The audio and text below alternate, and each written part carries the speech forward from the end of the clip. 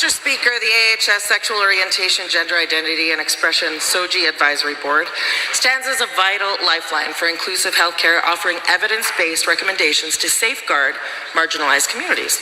So it was a blow when the UCP callously sidelined their input, barreling ahead with harmful policies that will affect transgender youth.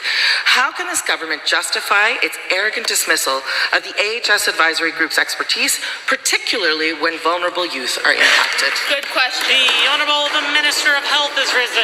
Thank you, Mr. Speaker, and I know that Alberta Health Services continues to value the voices of all individuals in this group. And Mr. Speaker, I will continue to work with AHS to make sure that the voices of all LGBTQ2S+ individuals are heard and are represented. Mr. Speaker, as we build forward on the advisory councils that are being stood up across the province, we know those voices are important. They will be represented.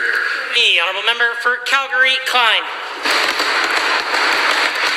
More councils, no listening. So given the shock and disbelief from the SOGI Council in the face of this government's proposed policies for transgender youth, one can't help but wonder why the government feels like it can disregard the insights of those most knowledgeable about 2S LGBTQIA+ needs.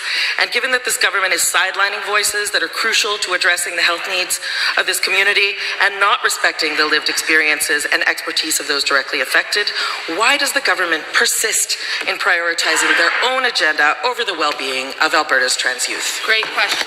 The Honourable the Minister of Health. Thank you, Mr. Speaker, and a very important question. And our government will be working on policies that will create greater clarity around gender-affirming surgeries for minors, Mr. Speaker. This work will support transgender children and teens grappling with the complex feelings and emotions they are experiencing so they can make informed decisions once they become adults, Mr. Speaker. We believe that parents need to be informed and be part of the journey with their young people. So, Mr. Speaker, absolutely we are going to make sure that the policies that are put in place respect parents as decision makers and valuable partners in their children's lives. There are many ways to ask a question without the use of a preamble. I encourage the member to do so now.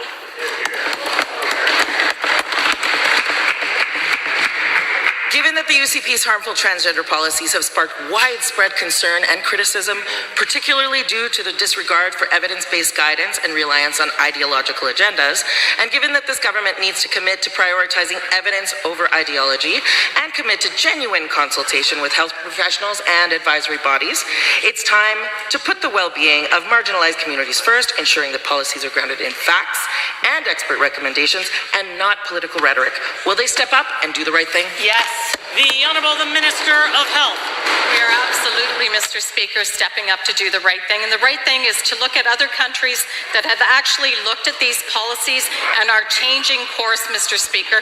I look at the Cass report by Dr. Hilary Cass that was appointed by the NHS in England. And what they have shown is that, in fact, Mr. Speaker, we have to look at these policies because they are doing harm to young people. Mr. Speaker, they have gone away from providing the hormone therapy for children, Mr. Speaker, and other countries are following suit, Mr. Speaker. They've been on this journey longer than we have.